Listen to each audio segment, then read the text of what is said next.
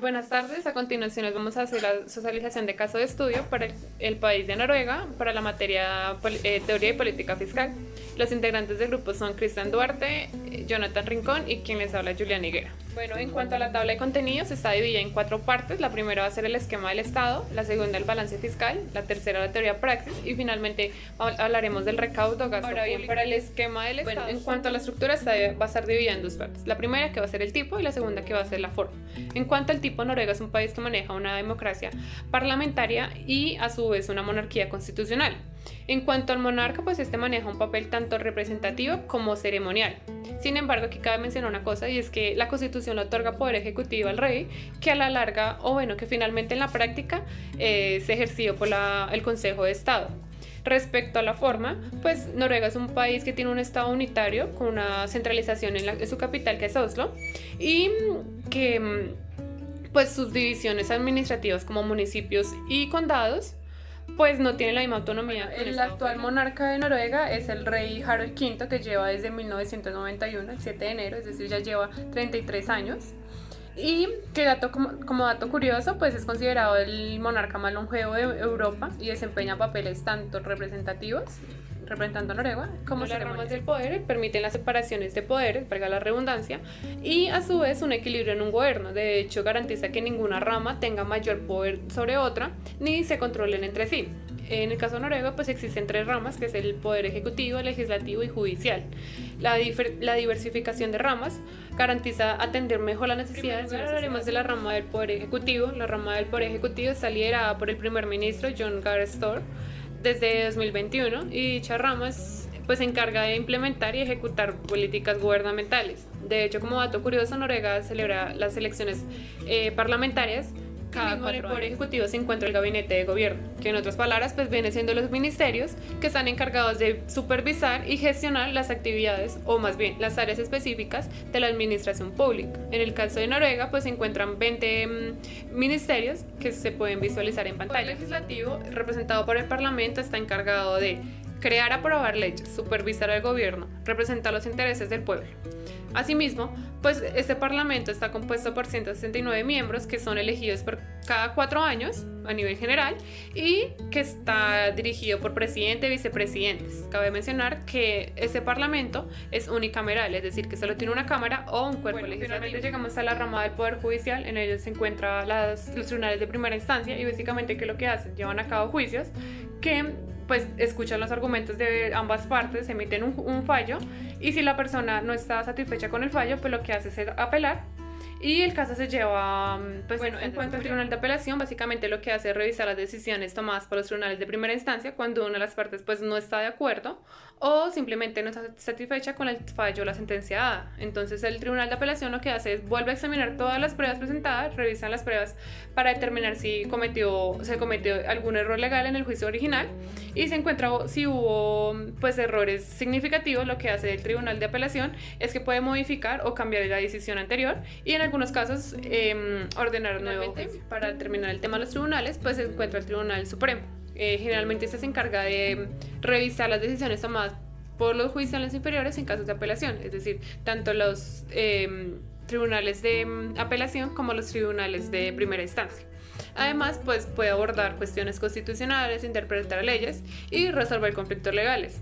Es decir que, pues en resumen, el Tribunal Supremo actúa como el último recurso judicial y pues asegurando la consistencia y la justicia en la aplicación de los órganos de control. Existen 5. El primero, la Oficina Auditoría General, básicamente la institución de control financiero en Noruega.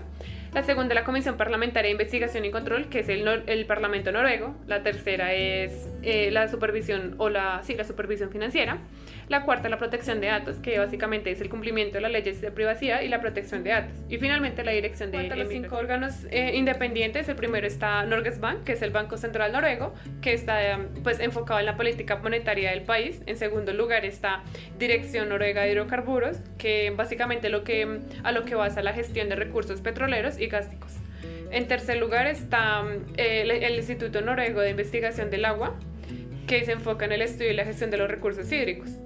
Cuarto lugar está el Consejo de Refugiados, que lo que digamos que atañe son la asistencia humanitaria y la protección de refugiados. Por último y no menos importante, pues está el Consejo de Consumidores, que representa los intereses de los consumidores. Continuamos con el segundo punto, que se refiere al comportamiento del balance fiscal en proporción al Producto Interno Bruto. Para abordar el comportamiento del balance fiscal, elaboramos un gráfico de tipo lineal tomando como fuente de base de datos el Fondo Monetario Internacional. Las variables que utilizamos son los ingresos y gastos en términos porcentuales al Producto Interno Bruto de Noruega. El periodo de análisis de este caso de estudio corresponde a un intervalo de tiempo entre el año 2000 y el año 2023. A lo largo de este periodo se puede evidenciar un comportamiento bastante superavitario en el balance fiscal, lo que nos indica que los ingresos superaron los gastos. Esto nos da una buena noción o un buen comportamiento del balance fiscal o de las finanzas en sí de Noruega. Sin embargo, en este mismo gráfico también podemos evidenciar que en el año 2020 se invirtieron un poco los papeles, hubo un punto de inflexión donde los gastos superaron los ingresos. Esto puede ser a raíz de la coyuntura de la pandemia. Esto nos lleva a cuestionar un poco la perversidad o la benevolencia de este déficit en el año 2020. Pues, como lo mencioné anteriormente, el contexto del año 2020 corresponde a la pandemia de COVID-19 y en Noruega se ve reflejado un déficit fiscal que podría ser catalogado como benevolente, dado a que se refleja como una respuesta necesaria y proporciona el apoyo necesario para proteger la salud pública, mantener la estabilidad económica y mitigar el impacto social de dicha crisis. En este punto también quisimos citar un poco el material de apoyo brindado para la asignatura, donde Amezquita dice o se refiere a que un déficit hoy debe ser compensado con un superávit en el futuro. Esto, digamos que de cierto modo o en gran proporción lo cubre Noruega, dado que posterior al año 2020 vuelve a un superávit en su balance fiscal. Ahora hablaremos sobre la teoría aplicada a nuestro caso de estudio en Noruega, es decir, la praxis. Comencemos con el impuesto directo. Como bien sabemos, el impuesto directo es aquel que sí discrimina las capacidades socioeconómicas que tienen las personas. Es decir, que si una persona gana más, está sujeto a que el impuesto que esta persona pague de igual manera sea mayor que el de las otras personas. Voy a comenzar hablándoles sobre el impuesto a la renta o al ingreso de las personas. Este tipo de impuesto tiene una tasa fija del 22%. Probablemente ustedes se estén preguntando que a comparación de Colombia, esta tasa es muy baja. Pero posteriormente les voy a explicar en la siguiente diapositiva el componente progresivo que encontramos en este tipo de impuestos. Este impuesto solamente lo deberán pagar personas cuyos ingresos estén por encima de las 70.000 coronas noruegas, es decir, casi 25 millones de pesos anuales si lo pasamos en términos de Colombia. Cuando hablo de ingresos, no estoy hablando de los ingresos como tales que recibe una persona, sino que estoy hablando de los ingresos después de deducciones. En Noruega encontramos que hay una deducción muy grande en cuanto al salario de las personas, que es casi el 50% que te pueden deducir de este impuesto. Este tipo de impuestos, como les dije, tiene un componente progresivo o de redistribución que nos arroja la Administración de Impuestos en Noruega para el año 2024. Esta administración lo divide en 5 categorías adicionales de este impuesto, es decir, que las personas pagarían un 22% y aparte pagarían un porcentaje de más dependiendo de sus ingresos.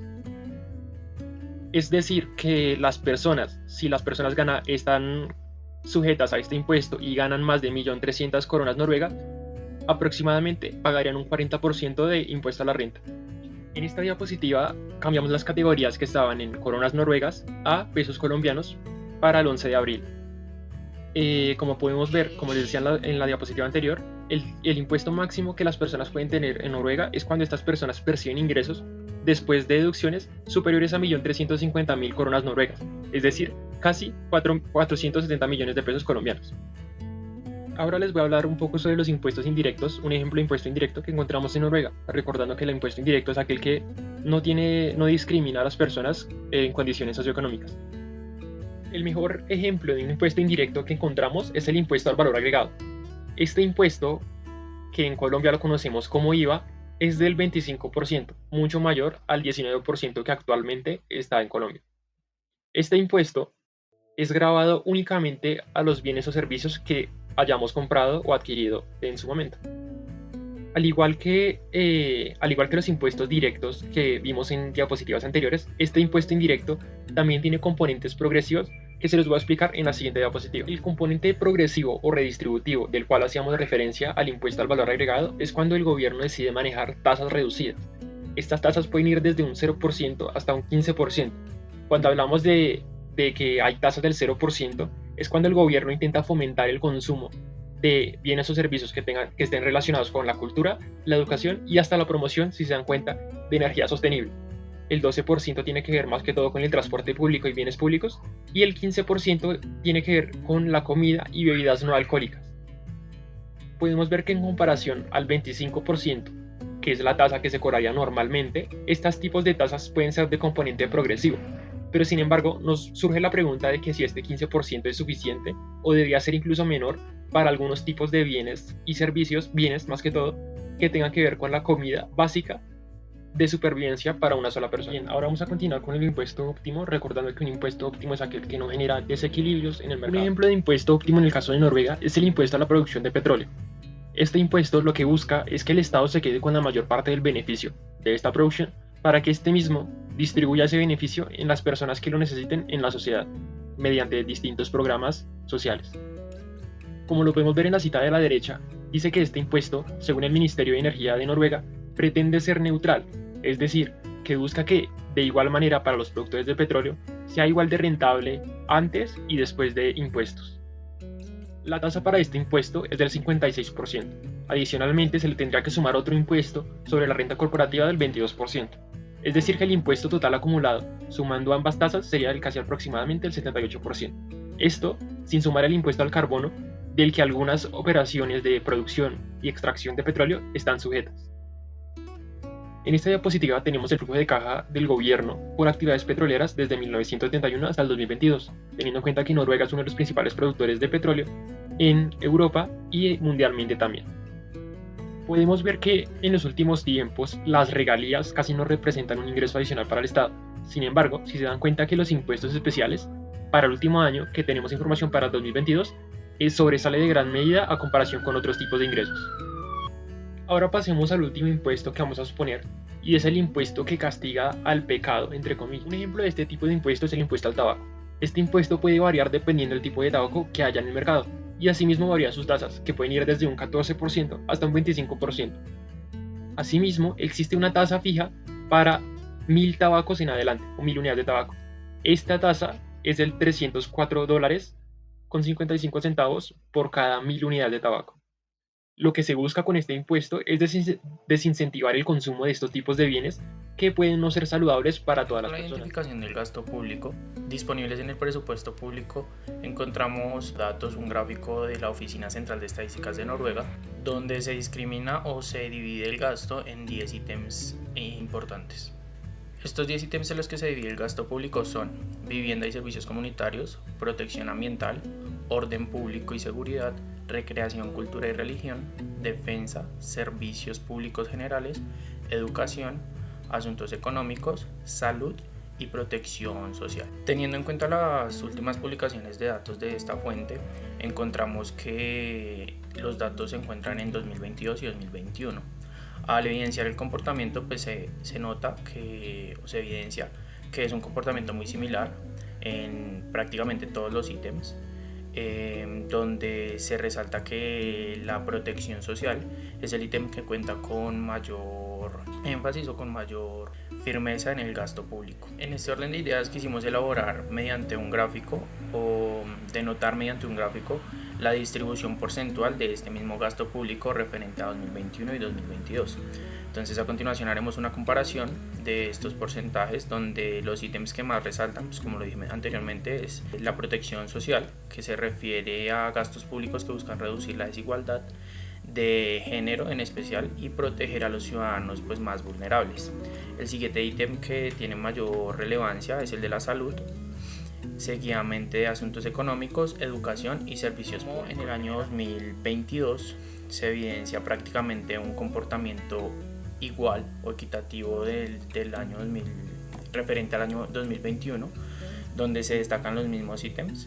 Sin embargo, este gasto público tuvo una reducción de 7,48% referente al 2021, es decir que el gasto público en el año 2022 fue inferior al año gráfico. Quisimos hacer una diferenciación referente al gasto público social, también referente al año 2021 y 2022, en donde de estos ítems, de los 10 ítems, encontramos que hacen parte del gasto público social el referente a la vivienda, el referente a la protección ambiental, a la educación, a la salud y a la protección social respectivamente.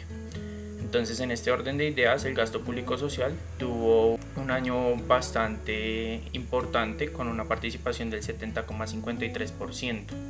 En el total comparativa, pues para el año 2022, estos mismos ítems que anteriormente mencioné como gasto público social tuvieron una participación en el total del gasto público del 69,30%, lo que pues nos sugiere, como lo dije anteriormente en el generalizado, una disminución o reducción en los recursos que iban dirigidos pues hacia este gasto público y en especial pues también la disminución hacia el gasto público social. Y como último punto para dar aclaración a si este gasto público en Noruega tiene tendencia o corte progresivo o regresivo, también nos gustaría enfatizar en este gasto público social, dado a que en teoría el gasto público social o estos recursos que van dirigidos a gasto público social tienen un corte progresivo. Si bien podemos ver en el gráfico la protección social es la que tiene mayor participación con un 37,89%, la salud y la educación también juegan un rol importante en este gasto público o en este direccionamiento de los recursos.